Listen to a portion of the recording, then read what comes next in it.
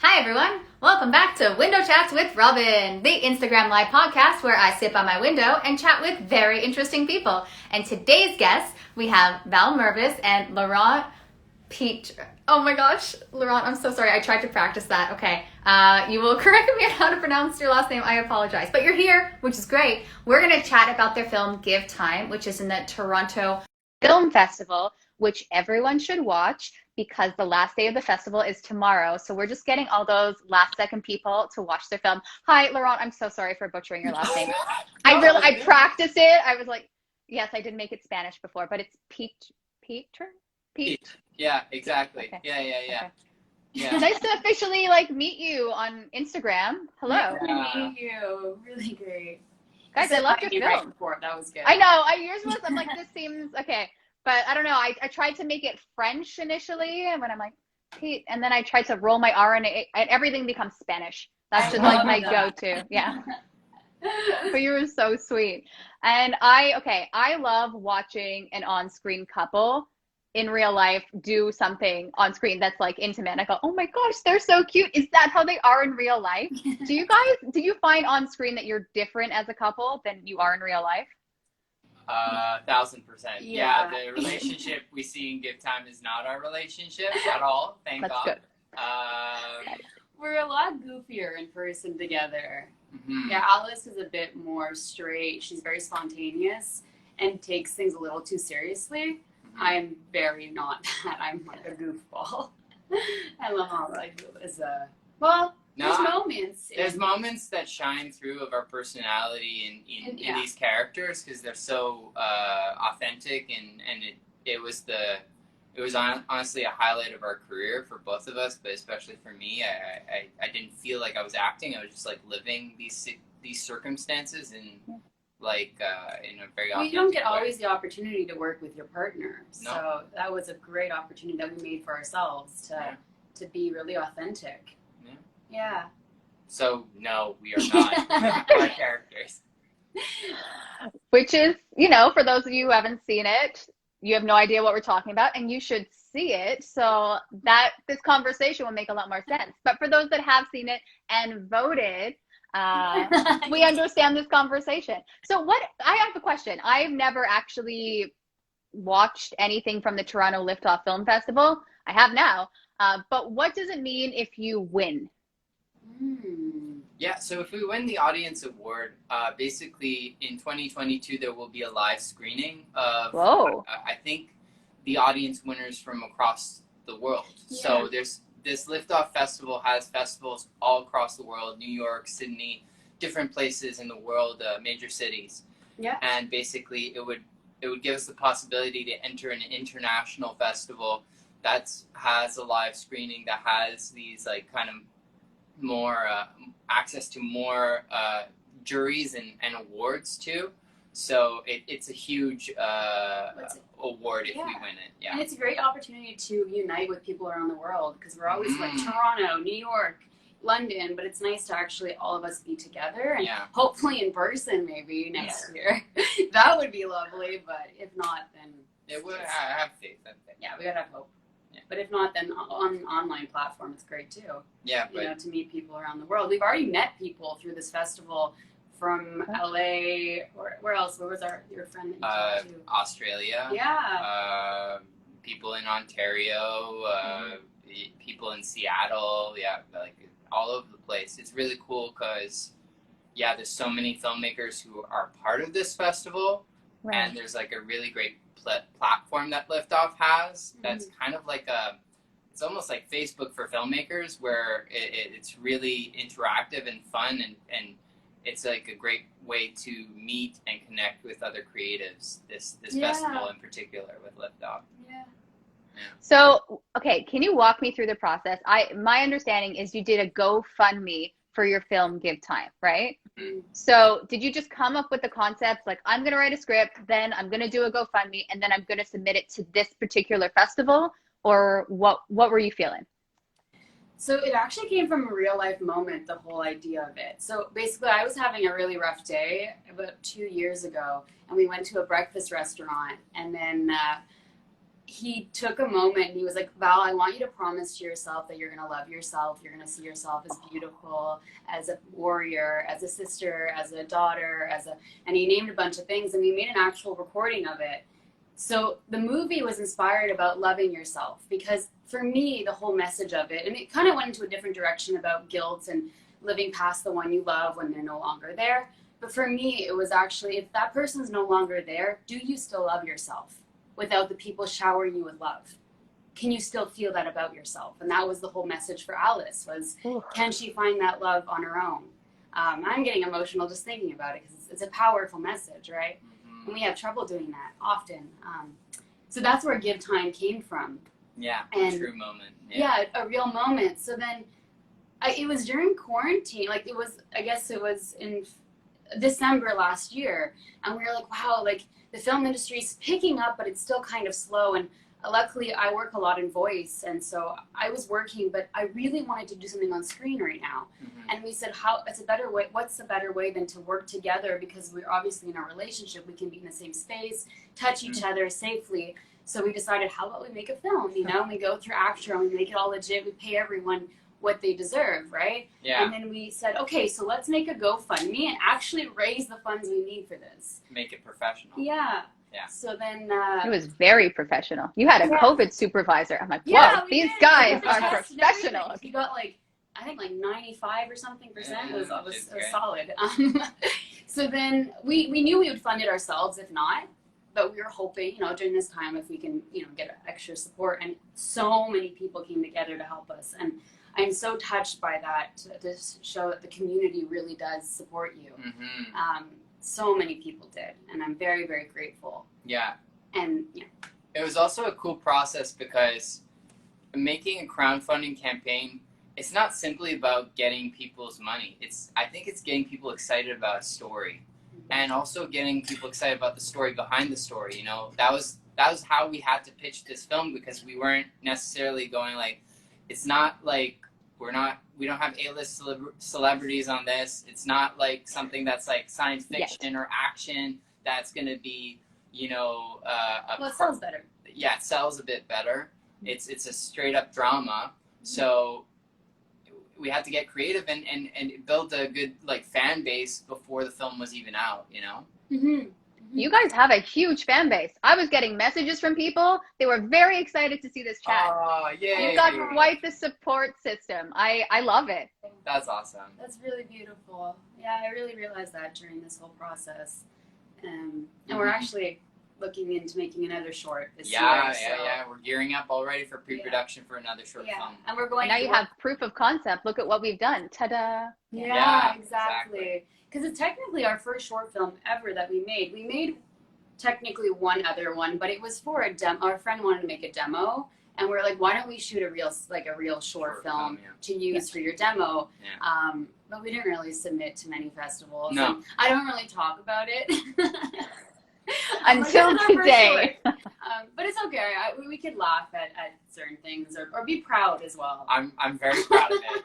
I think with our first short film, it was more experimental in form. It was very found footage style. But yeah, it was mainly to get ourselves on screen and to get experience. But it was another learning experience too. There's one shot at the end that I'm really proud of. That I'm like, that's a moneymaker shot from that first short we did. Yeah. Had a really cool look to it. We had in that short film, we ended the film because basically the characters were holding the camera and using it, and so the camera was being used all the time, And at one point, one of the characters puts it down because he's like, "Oh, this is uncomfortable. I shouldn't be filming this." And he puts it down in a way that it bounces off of a toaster on a table, and we see the final shot of the movie in the reflection of a toaster. So these people think they're not being watched, and show their vulnerability. That is so artsy. That is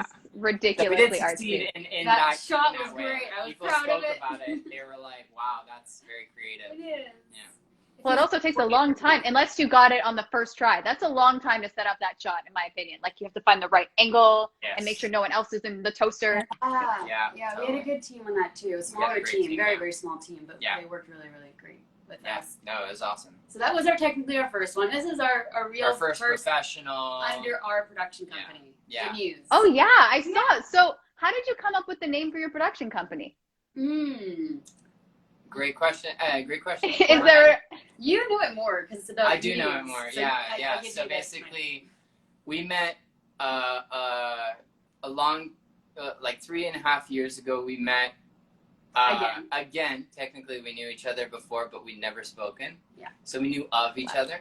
But we met at a play of mine that I was doing in a small black box theater in Montreal called The Freestanding Room. And I was doing a play called Amuse Me. And it was about a writer and his muse and his obsession with becoming productive and creative and harnessing the power of the muse and that becoming a toxic relationship between his creativity and himself. So that was a cool play, and Val was really touched by it, and she came afterwards and she was like, hey, like that was really something. I'd love to talk about it. And we ended up having our first meeting afterwards, like a month later we met up, but to talk about it. And we connected so well that it was like clear after that one day of really hanging out with Val. I was like, do you want to go out on a date? Because you're a really cool human being, you know?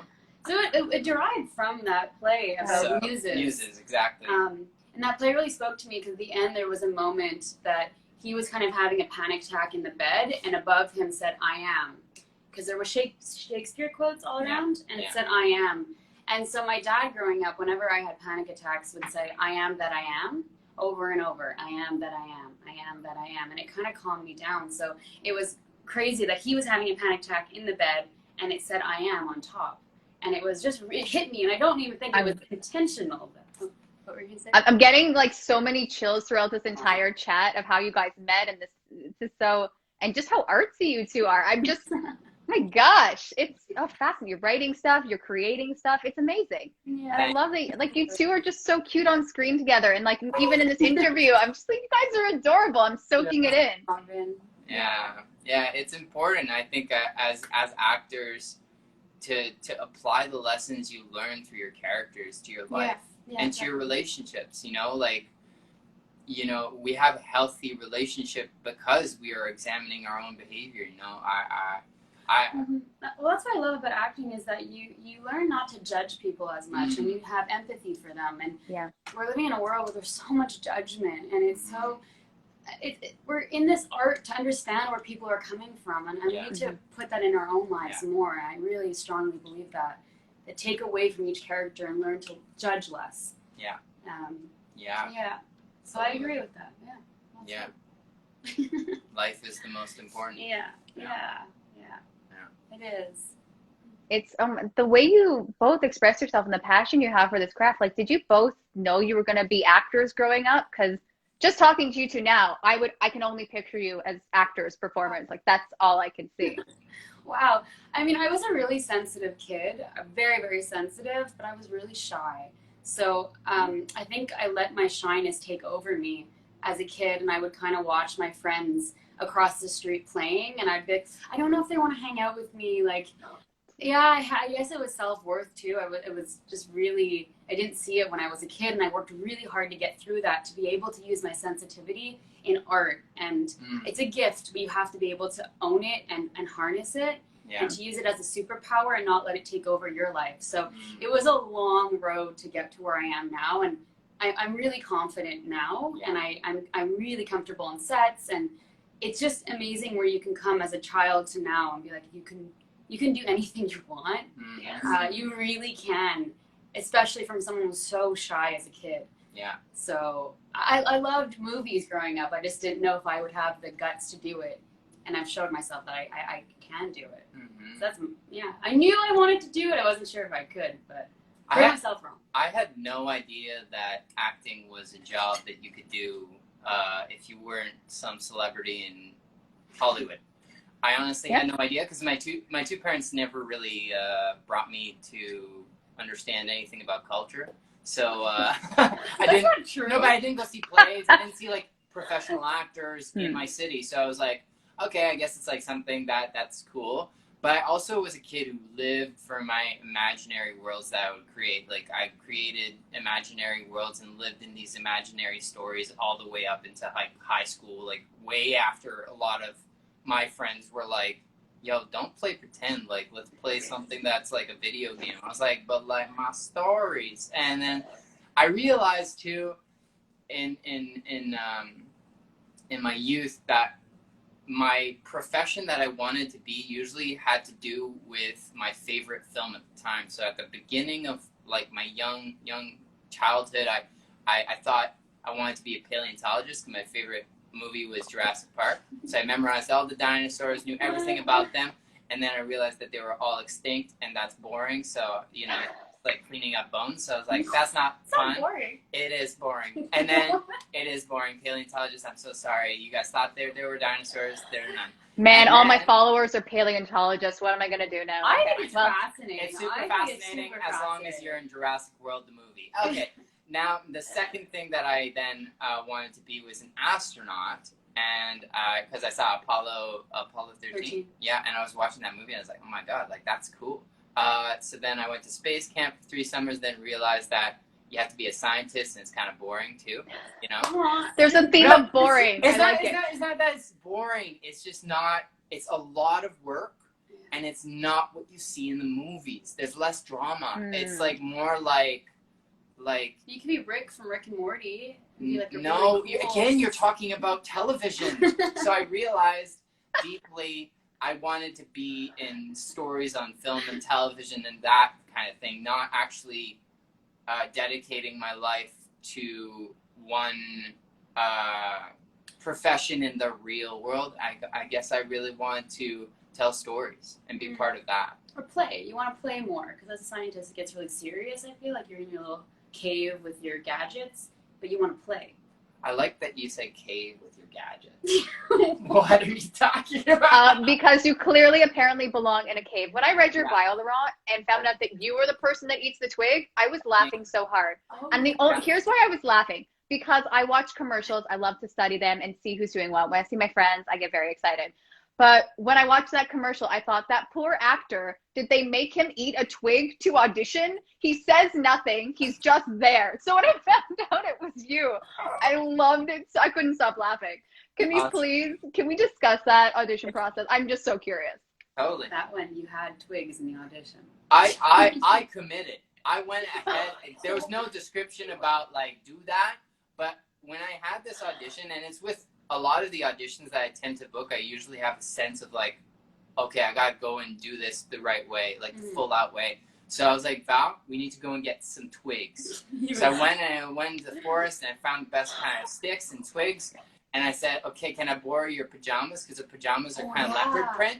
And I dressed up as the caveman and I went in full out. And I did that for the first audition. I did that for the callback. Yeah, but I threw out the twigs before the callback. He said, where are my twigs?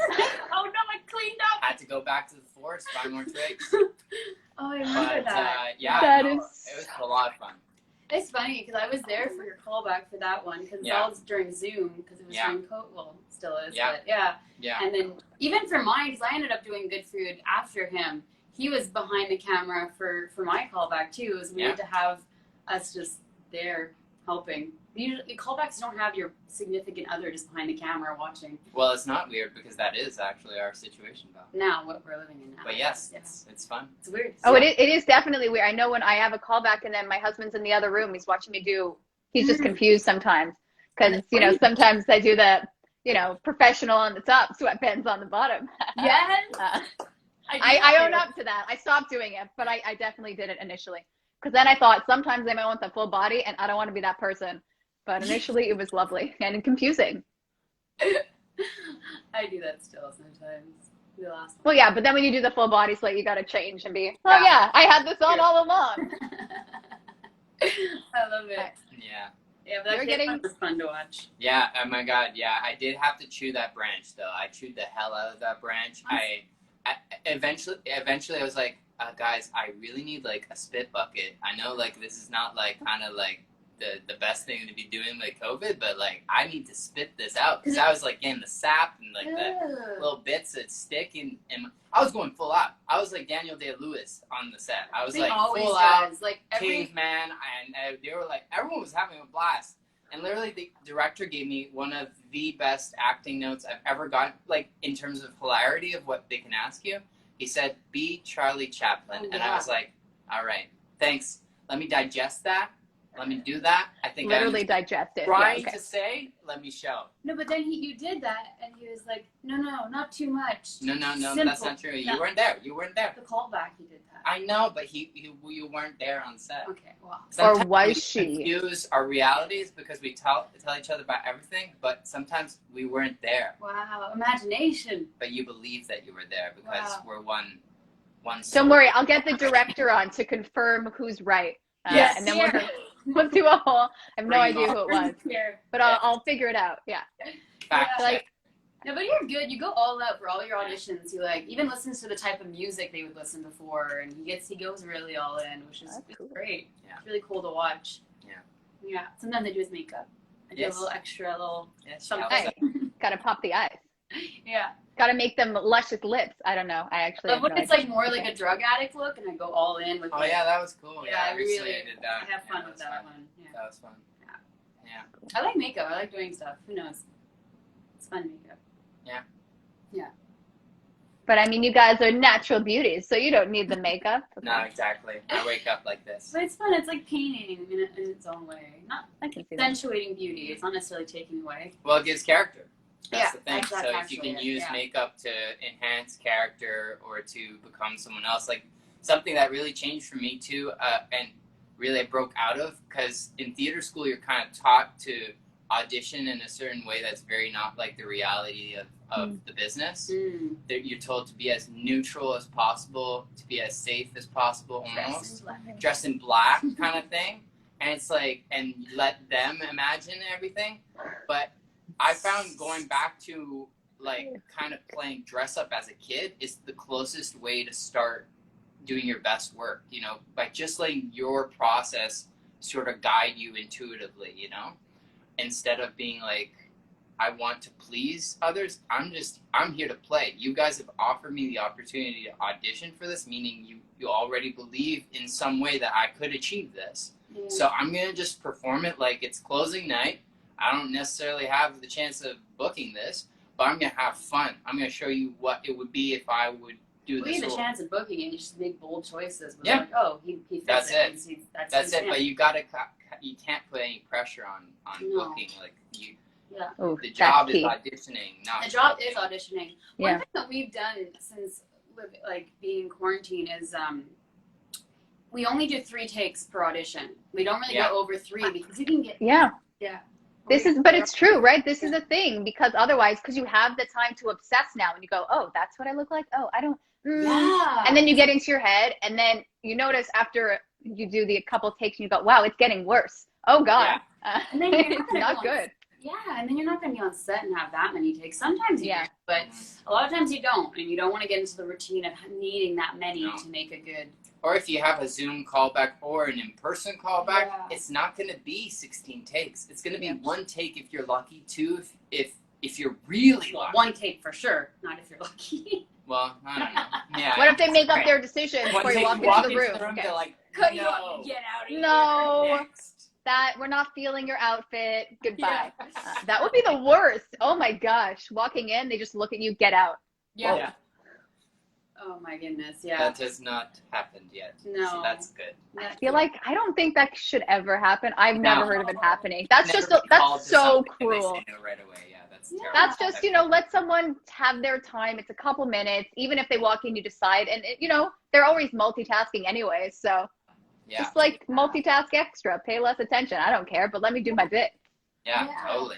They shouldn't invite you in if they're not gonna. Yeah, totally. That'd be so mean. Yeah. Look at these worst case scenarios we're coming up with. This is terrible. I know. It's discouraging so many actors right now.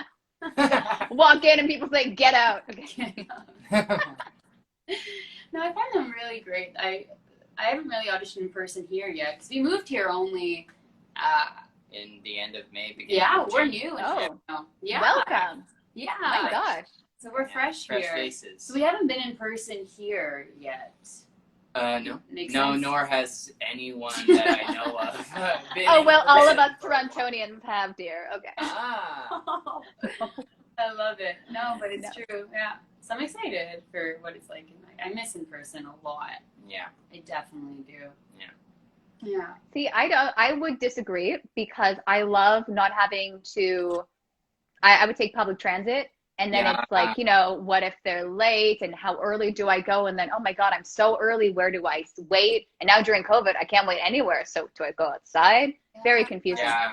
Or can you use the washroom or no? But not during COVID, right? Like that's the thing. And it's like, you know, normally you just kind of set up shop somewhere close by because you got to kill time because yes, public transit worked today. And now I'm really early and that's awkward. So what do I do with my time? It's a whole internal monologue that I enjoy. But I don't miss. I very much, I do not miss the internal monologue before the audition of I want to be early, but not that eager early. And then, you know, when you go in and even not in Toronto, but in general, you go in, you see what everyone's wearing and you go, oh, that is not what I thought this role was.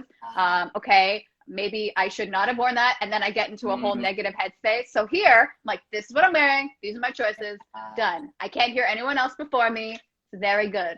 Yeah, that's a good point, actually. I can argue both ways too because it is exciting to like run into people in an audition. You go, hey, we always audition for the same thing. Nice to see you. Good luck. So it's that camaraderie that is missed, at least for me.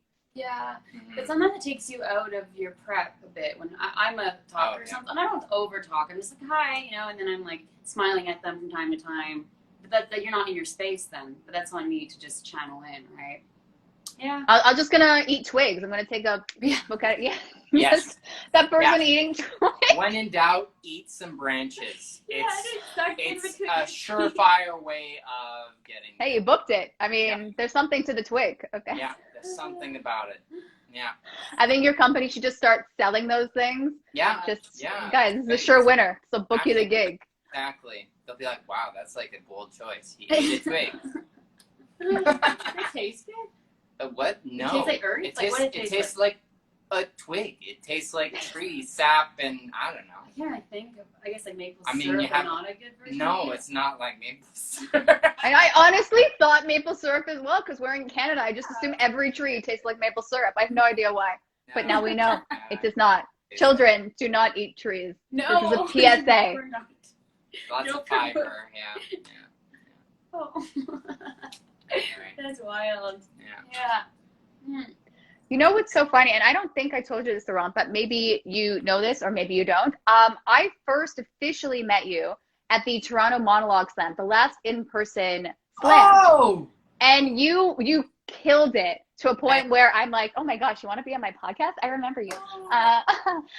But you were so good because you took a monologue, if I'm not mistaken. It was Rory Gilmore. It was like a female monologue. You made it your own. And then when you got a redirect, you somehow found a gun backstage and just went Rory Gilmore post. It was so funny to a point where I'm like, this guy, I don't know who he is. But I remember your friend said you came in from Montreal. I'm like, why is this guy in Montreal? He should be in Toronto. So when I found out you're in Toronto, I know a lot about random people. I'm like, yes. And then when I found out and I watched the film, I'm like, wait, Val's also talented? I'm like, power couple. So it was so cool because Val, I hadn't seen your work in person, but I watched it online. I thought, oh my gosh, I was getting a little teary. Really? So I love that you two found each other. I love that you two are just so talented and just, I don't know. I feel like when you have someone like that's so creative like that, you guys kind of bring out the best in each other. So I love what this is. Beautiful, and I agree on that. Yeah. We've helped each other a lot. Yeah, definitely. We like met each other at like the perfect time. Yeah, in our lives. I was just like, I'm ready to love myself. I don't think I need another person to confirm that. And I was like, maybe I'll be single for a bit. And then she walked into my life. I thought I would end up with a businessman. I don't know why. Well, yeah. I guess you are. I'm a businessman. Clearly. But I really had it in my Show mind, like a lawyer, like a. Well, I could play one, you know. Timing is everything. Yeah. Guys, I'm not ignoring the comments. Thank you so much for everyone commenting. You got like shout outs from Sean Colby, Nir Gazinski, Derek Gilroy. Oh, Nancy Spano is saying timing is everything. There's just so much love for you in this chat right now. Aww. It would be nice to see all of them soon. Thanks for the love, everybody. Yeah. Timing is everything. Mm-hmm. Even timing to come here. Yeah. I want to see all those people. I haven't seen them yet. Mm-hmm. Yeah. What's going to be the first thing you do when you see someone? Like, do you go right towards the hug? Do you do that awkward hello? I check in with them. Yeah. Like, I feel like everyone's on a different page right now, and you have to check in with them. It's like, yeah. But even before all this, I had friends that weren't huggers, and you're just like, I'm not gonna go invade their space if they're not a hugger. No, Some people are like, I don't want to be touched. Yeah. So that's the thing for me. I don't enjoy hugging, so this has been great. Like, no one goes in for the forced hug, you know, when normally you have to go, and then they get angry. Now it's like, oh no, it's COVID. That's why she doesn't want to hug. I go, yeah, it's COVID. Yeah. Not that I don't want hugs. Yeah, I get that. Okay. I have friends that like do a kicking thing, but like I always like kick really hard back, and then it's like we hurt each other. You know when you go like that? Like, oh yeah, no. Sorry, I just did it right now. She kicked me. You know what? And my We have the abuse recorded. Okay. Bleeding. Okay, enough. It's bad. It's really bad. You don't see Probably it. have to amputate the leg. This is what happens. Okay. Yeah. Unbelievable. I can get a little aggressive. I feel like I get really excited and like It's like stronger than I look. That's why. Right? You are strong, and you look like you're strong. Okay, I'll own that. Yeah, I feel like you look strong. Thanks. I don't want to fight you anytime soon. So. I don't really want to fight anyone. But No, love. It's the people that say they aren't strong, right? And then it's kind of, I almost think that they're, you know, when someone's making a bet and, oh yeah, I can't beat you with this game of pool, but they're really amazing. I can't remember the term for it, but I think you're playing people when you say you're not strong and then you come in and you're like, oh my God, this happened to me recently. What? Someone pretended that they weren't good at Can Jam. Do you know this game, Can Jam? I don't, but I'm intrigued. Frisbee, like, it's a Frisbee game where you have to throw this Frisbee into like a tiny little slot or a slit. I don't care. There's a hole in which Frisbee is inserted. Okay. Frisbee shaped, and you gotta throw it in there. And she was like, I've never played. I'm not really good. Yeah, and she threw it in, and she got it in like I think in the first or second try. And we were like, you definitely practice all the time. No, yeah. Oh, you got hustled. That's what it really is. Lucky. Yeah, beginner's luck. But that happened to me once. I said, what did I say? I said Can Jam, and I threw it and went straight in. Oh yeah, you did. And I didn't say Can Jam. I said instant win, and I went in. Because it's an instant win if you get it in, right? Yeah. Your team wins. It's like Quidditch where you catch the golden. I thought it was a Toronto thing because I didn't know about this game until being here. Oh, I have no. This sounds like you put it out there in the universe and you won, but I have no idea what this game is, and it could be a Toronto thing for all I know. I don't really know much about games. I think it's an Instagram thing because I think it's like targeted ads or something like that. So a lot of people are like, oh, like this is like a good thing where I can be like 26 feet away from my friend and throw a Frisbee at him. Yeah. It's a very complicated game if you've never heard about it or seen it. And so you're like, I have no idea what this looks like. Right? This segment has been sponsored by Frisbee. Thank you for that. Yes, we literally just yeah, Frisbee, if you guys need me, my headshot and resume are available on my website. You can go ahead and check that out. It would be more for Robyn's podcast. Or Robyn. Oh no, that's I like to make up fake sponsors. So today's segment is sponsored by Frisbee. Throw a Frisbee. Thanks for that. I'll tag them. Let's see what happens. I have no idea. Who knows? Maybe we'll get. They should check out. But your website is really good. I'm always impressed when actors have good websites that I'm like, this is exactly what you do. This is super helpful. That's a lot of work. Yeah, thank you. I mean, like I've had it for a long time, so I think I've improved it over time.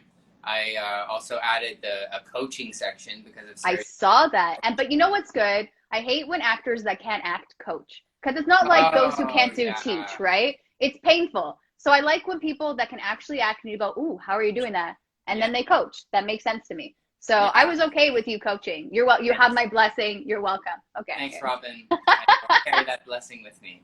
You're really good at coaching, and your clients are booking like crazy, which is really awesome. Yeah, here's a coaching question, if you don't mind my asking. Go ahead. Have you ever gone up against a client for a role and you had to coach them? Not really. No. Okay. No. Would you coach them? Even if I did, also, okay, so here's the thing. Here's the thing. If you're coaching a client who's going for the same role, ultimately, you have to realize that as an actor, the way you're going to prepare a role is entirely different than what anyone else will do. So there's no right way of doing it. So if I'm coaching someone, whether they're going for the same role as me or not, I'm going to give them the best of me to get the best of themselves. Yeah. And if they get it above me, I appreciate that because they were right for the role. Yeah. It rarely has anything to do with like you got all the acting choices right. It's a mixture of who you are with being in the right time at the right place. Yeah. It's rarely because you made the right acting choices. You were in the that moment. mentality. You were there. It's you. They want to work with you usually. It has more to do with that, I think. Yeah. I think. Cool. That was well. Yeah. Yeah. Yeah. I did a clap, but no one was looking, so I'll clap longer. That was well said. I didn't want the audio to get cut out, so I'm just like, yes. Yeah. Thank you. I'm Trying to be clapping like that. Yeah, silent clapping. We are silent clapping. Like a crab. Silent clapping. Well, this was the clap on Zoom for a long time, and I just thought it was weird. And then my like jazz hands. I think yeah, I know. how you do it for ASL. Like I think you clap by doing that. Oh, that makes more sense. Okay, I have to go back to my YouTube ASL learning. I very much like learning everything on YouTube. There's a lot out there. Yeah. Yeah, YouTube is great. Okay, I like that. This has also been sponsored by YouTube. Yeah, this is sponsored by YouTube. I'm just gonna tag everything. Every I don't know how company. Instagram works. Yeah. Yeah, just like We make a lot on this. yeah, why not? Oh yeah. Yeah, let's monetize this. Yeah, that's how it works. I'm doing it for the money, guys. Yeah, when you shout out, you make money. That's how podcasts work. I mean, I bought many things from podcasts referring to like that native. Oh, footprint. interesting. Yeah. So wait, what if we end up getting someone to do like a good food subscription? Do we get a cut? So no, we did not get any discounts from Good Food. Oh. We We're don't going have to any put out the discounts, truth. This is the truth. We're speaking. Unbelievable. This is what everyone's been wanting to know. We do not get a discount for Good Food, even after our glorious commercials that we've both done. But we still get emails from them telling us we can get 6 free meals if we subscribe again. Oh, So interesting. We're tempted. We're not sure where we're going to go from here. Did you sign up with them to help you get more into character before you got the callback? Whoa. Oh. That's deep. No, we did not. Oh, wow, you But- have Okay, people that's like funny. it. But I think I was preparing for it before I even knew about it, because we did go with Good Food. So Interesting. I say because you were a caveman once upon a time. that's also Because he was just eating very twigs possible. in general. So. That's also very possible. In another lifetime, I definitely probably was. So the you were caveman. preparing for this. In a past life, I was preparing for this role. Wait, so Val booked a Good Food and didn't have to eat a twig? Is that annoying? No, No I got twigs. to do. I was all dressed up in a '50s outfit. Yeah. Oh, wait. That's you? Yeah, I'm the. I know. That's why your face was it was driving me crazy. I'm like, I I know have a you from wig on. somewhere. I do have a Okay. wig on in it. Yeah, they put like a. No, bowl but your on it. face looks so familiar. Okay. Oh, Yeah. that's a funny one. Okay. Yeah. That's so funny. Yeah, and they had Like no the- idea we were together because I was on set after Yeah. you, and Pierre was like, Yeah. "No, Yeah. no," and they like told everyone on set. No like, nepotism was involved. it was in this Joe decision. Pat. It was the makeup. We clarified that here. Everyone was wondering, guys, not the case. And then I've been getting angry messages. Yes, Yeah. I'm sure. It must have flooded your inbox. It's insane. Okay. we tried to come up with a third concept. We sent it to the director, and he Oh, was like, yeah. "The caveman's not that smart. Like, I like the idea, but Yeah. anyways." Shut my We my tried to- marketing idea down. Yeah, That's he's all like, I did. "The caveman's a little dumb. He wouldn't be able to cook." Yeah, something like that. We got Hey, you guys, you tried. I mean, We you tried, gotta yeah, put it why out not? there. Yeah. Mhm. Yeah. That's the thing, right? Worst case, you try and it doesn't work out. Versus, Exactly. I wish I would have tried. Yeah. I'm excited to see what they do next. I really love what they do with their commercials. So yeah, they're very creative. What if a company comes out and it's called Better Food? Oh! With a name like that, I just don't think it's fair. Okay. Yeah, I don't think. Oof. Maybe they bought out that name just in case. Oh, maybe. No one can top us. No, we are the good food. No one could be gooder than us. Gooder food. Gooder food. Oh, wow.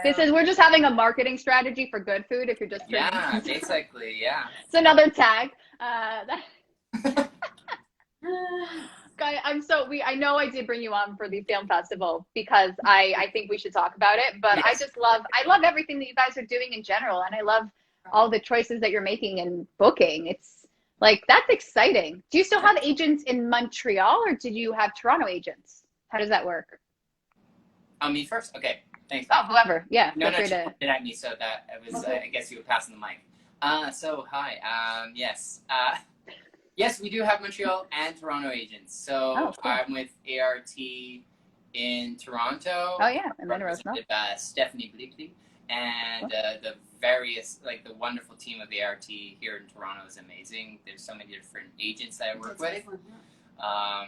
Amanda Rosenthal being the top agent. She's great. And in Montreal, I got my start with ART's office there with Allison Little and Macy Silverman. And I also am represented in French in Montreal with an agency called Cameo Agency and Catherine. Well, do you only do cameos? It's very confusing. Yes, it's and she only hires the greatest celebrities who've eaten twigs. But if you need any, we can stop talking about the twigs, but it's very funny. It's so fun. 3 agents. 3 agents, yeah. Yeah, that's a lot. It's wild, but I think I've reached my cap of agents. I think at this point I have enough people. You say, what if a 4th agent reaches out to you? Where do you go from there? And for manager. Oh yeah, that's at that point. Oh, manager. That's cool. Yeah. That's not a Canadian thing though. The manager. It's really not. When I talk to people in the States, they have the manager, they have the agent. Yeah. Very interesting. Interesting. Yeah, it's different there.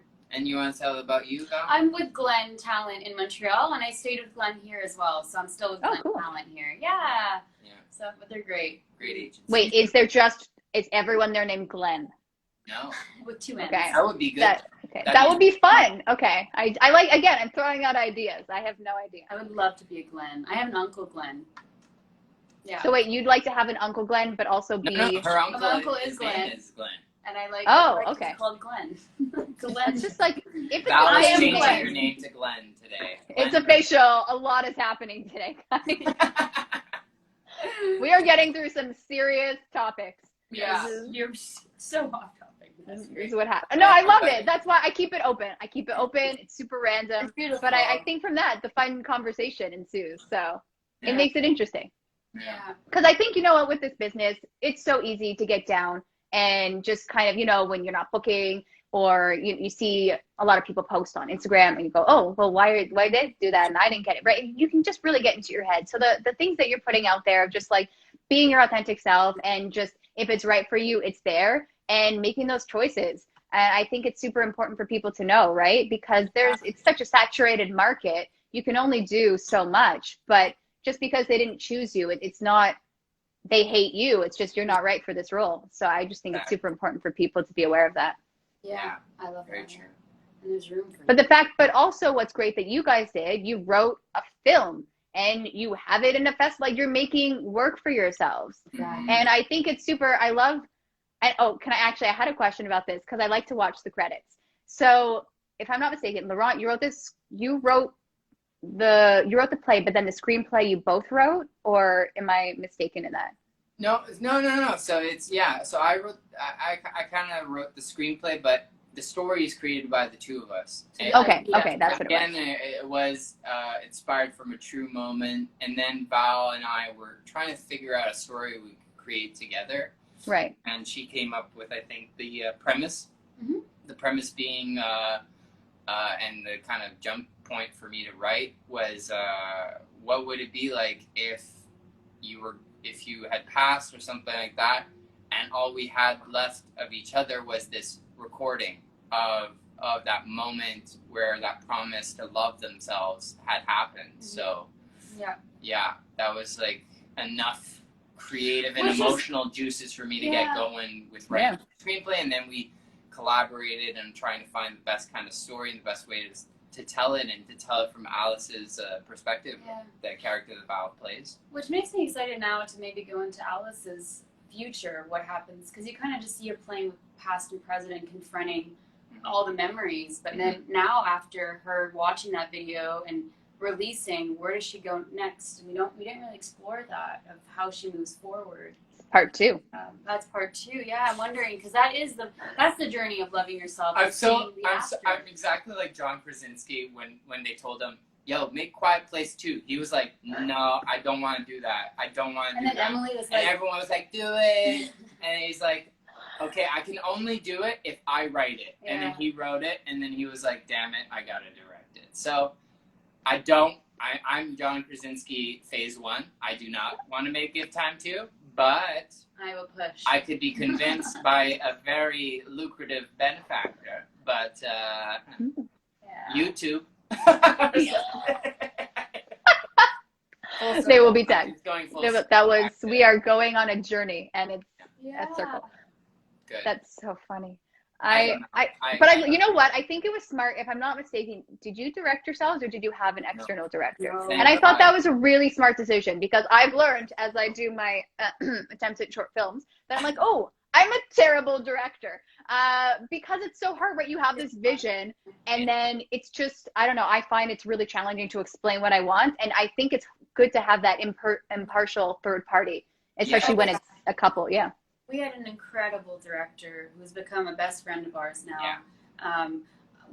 Luis Oliva. Yeah, great Luis director Oliva. in Montreal. We met him maybe only 2 years ago, a year and a half ago. He worked at Andrea Kenyon casting in Montreal. Oh, yeah. Yeah, so he was the casting director where Laurent, you kept booking with him. When he was like getting you in the right zone, and you kept doing really well. Yeah, it was a good year, 2018, 19, Yeah, and I remember just being like, this guy has a beautiful energy, and everyone loved being in the space when he was the casting director. And then... The session runner. Oh, sorry. Yeah, session runner. And then I think a half a year later, he started doing his own courses. Yeah, he was teaching a workshop in 2020. Focused on Meisner. Meisner-based. And authenticity. And so we took that, because we were like, we really want to do a class now, because it was like the first in-person classes for acting in Montreal that had come out from, that was, after the summer of you staying home. Everything shut down, So we were like 6 in the group, very intimate. And it was awesome. It was awesome. And then we became close with him, and we approached him with this concept and the story. And he fell in love with it. He really did, and jumped on board, and I'm really proud of the film we made, and our whole team. Totally. Our team is so incredible. Oh, your team, your director, photographer. That was very impressive. The shots, I'm like, oh, look at this one. And the lighting. The lighting was great. Oh, the lighting, what was amazing? I didn't have to question what was going on. Like, the lighting spoke for so much of it. That was very impressive lighting. Thank you. And even the sound design, like, the sound. Oh my gosh. I hate when the sound is off. Yeah. I'm like, good. It matches with the shoes. Yeah. I hate when it's off. It drives me nuts. Yeah. So it was really, I'm just like, I was like assessing it. I'm like, what can I talk about? I'm like, so much to talk about because the crew, and then I look at the crew and go, whoa, that's a big crew for like for everything. Yeah. But rightfully so. I think you guys really paid attention to the detail, even how I love that you used someone else's apartment. That was smart. But even how you dressed the apartment with the little Post-its and the pictures of you guys. And I'm like, oh, it's so cute. They're so cute. It was our apartment, though. It wasn't ours. Oh, I thought you borrowed someone else's. Our old apartment in Montreal. Oh, but so who did you give credit to at the end? I thought it said at the end, it was like, here's a credit. We did a little shout out to our landlord because the landlord! Oh, I thought you rented someone's apartment. And our neighbors too. We went out there. All of our neighbors. Oh, that makes sense why you were very comfortable in it. Okay, that's funny.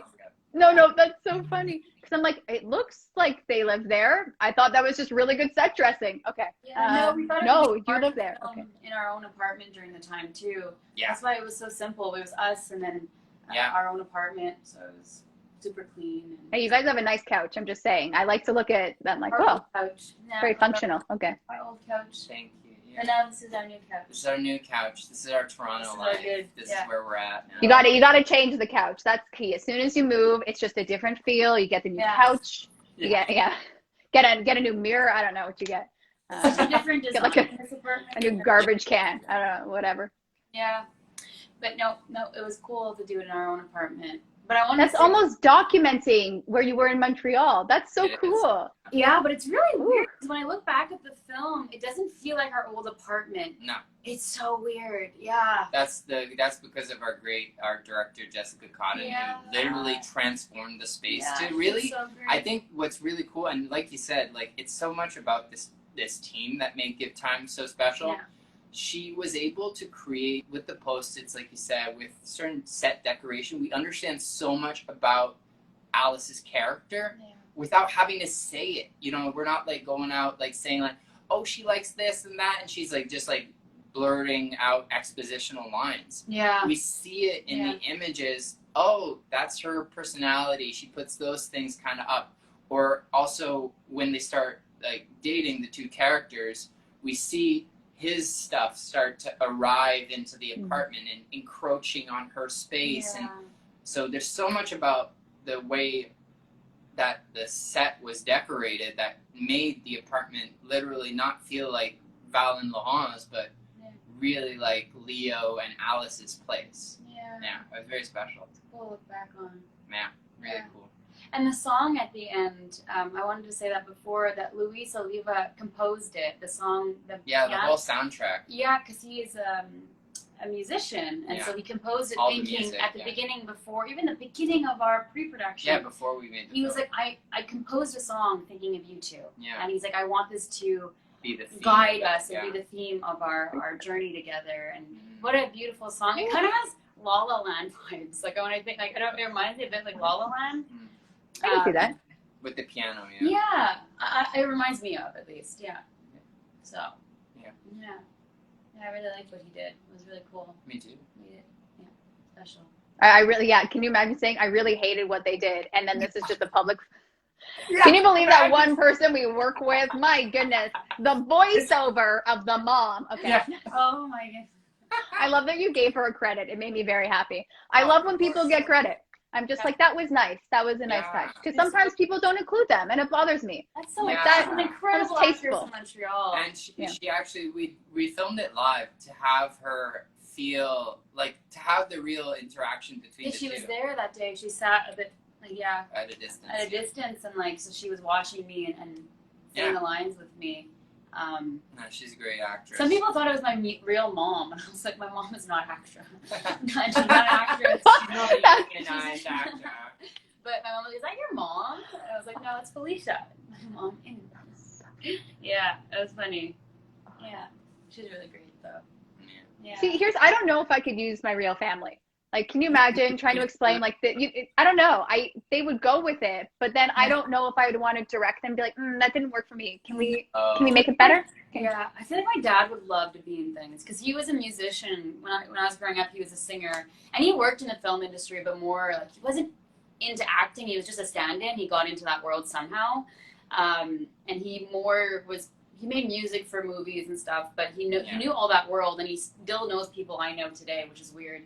But I feel like he wanted to be an actor down, and he kind of downplays it. Yeah, he lives vicariously. He talks about his experiences on all the sets all the time, and he does live a bit through me. Yeah, but it's cool. It's cool. I can see him like get giddy and like. Yeah. It's exciting. Oh my gosh, when you go on set, it's so magical because it's like everyone has their own job, but they're all going to come together, and you're going to have this final product, and you go, wow, that was so fun. So many people work on it.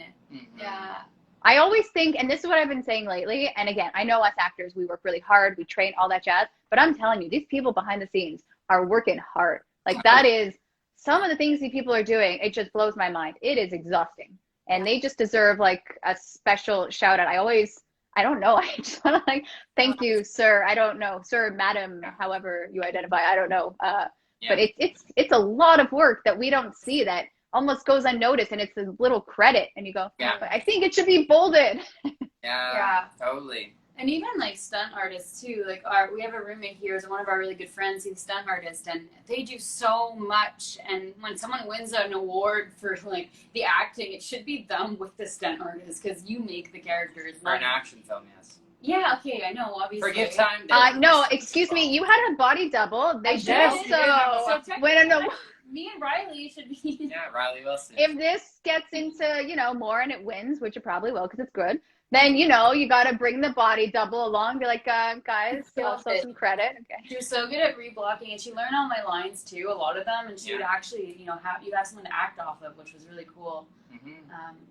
Yeah, because in our film, there's so many of these fluid transitions where you can't really tell, but they're very fluid and like kind of cloned in some way in these shots, which is really cool. I know, because at first you think it's really good editing, but then you go, oh, there was a body double. Yeah. What? Yeah. Oh, we gave the secret away. Yeah. Oh, there was. I mean, no, there was no body. Yeah, okay, that's out there. Sorry. Magic. So this is why people have to watch the credits. This is I learn a lot from watching them. Yeah. Can I ask one final question? Because I know we're coming up to the hour here. As I was watching it, I don't want to. Well, I mean, can I give away a bit of the film? Is that cool? Sure. Okay, so you proposed, and I'm curious, is that how you proposed? Wait, are you guys are engaged, right? That would be so awkward. Okay, like you definitely were. I know she's your fiance. Okay, cool. How did you propose in real life? Aww. You're gonna do a full circle right now with the freestanding room. Yeah. I like to hear you say it. Yeah. So I love these stories. Okay. I knew I wanted to marry Val very soon after I met her. Some reason knew I would want to do it in 3 years. And the 3-year anniversary was coming up, and it was going to be February 1st, 2021. And so I told her, take that day off, you know, we're going to celebrate. We're going to just like go out on the town and just keep that day entirely free. And then I got together with her best friend, with my parents, with her parents, organized a surprise kind of scavenger hunt throughout the city of Montreal, going to the different locations that were very meaningful to us in our relationship. So she went in a car with her best friend, and they went kind of like an amazing race kind of thematic, going through the city looking for me, basically. But it's called The Amazing Relationship, and It's it had called The Amazing yellow Relationship. envelopes with clues. Yeah, with clues. And he would write a poem and I would have to guess where the first location was. Yeah. What if you got it wrong? Ooh. There was a backup. Yeah. I made them really easy. I was upset. I was like, you gave me such a easy clue at the bottom that I wanted to like do the game. No, because here's it. Honestly, because if you did the game and you guessed wrong, then the day is over. Then it's like 3 days later, you still haven't found the clue. I respect the easiness. Yeah. So the first location was his parents, and then the second was my dad and my stepmom and my sister, and then the third location was my mom and my stepfather, and then the next location was right next door to a bar called Darling. And then I went up the stairs, which is the freestanding room, which is where I saw his first play, Amuse Me. And I went up the stairs for the freestanding room, and there was the first poem he ever wrote me on the door. And then my best friend's there behind me, like, taking her phone out. And at that moment, I started going, this is a bit weird. My parents have work today. That's when it was weird. Okay. Yeah. And then I was like, there's something more going on. And then I opened the door, and there was rose petals all on the floor, and all of the poems he'd ever written me. And Lots of poems. And he was standing there, and he guided me to a little stage in the freestanding room. It's tiny. And he proposed there. Mm-hmm.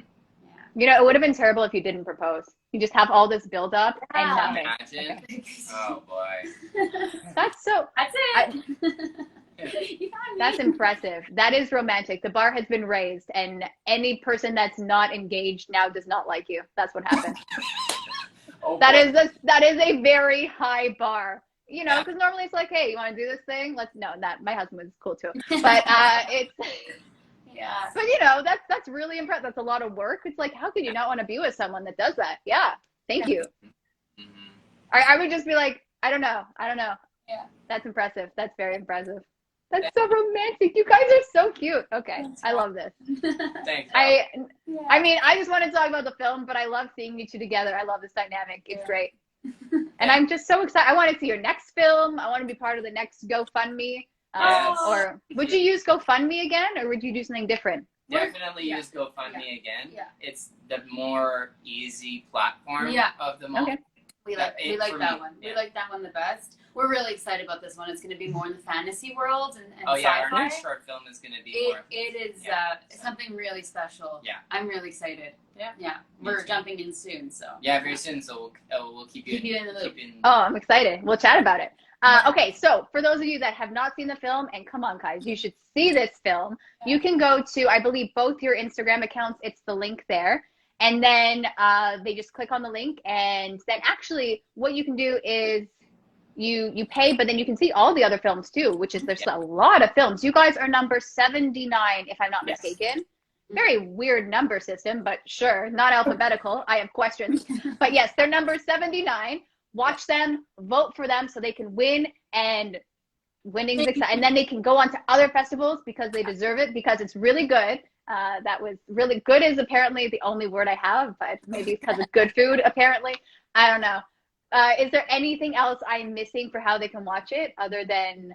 No, I feel like $10. Click on the link. All of the films, and we're under trendsetter category. So if you get one for new voices, we won't be under that category. So there's like 3 different ones. Make sure it's trendsetter. We're number 79. It's $10, and you can see all of the films. You only have 2 days left for this festival. Yeah. I think. Until August 31st at 5 p.m. That's tomorrow. So you have today. Right. Tomorrow at 5 p.m. Get on it. Yeah. Yeah. So yeah. Let's do it. Let's vote. Get And on it. here's what's very clever.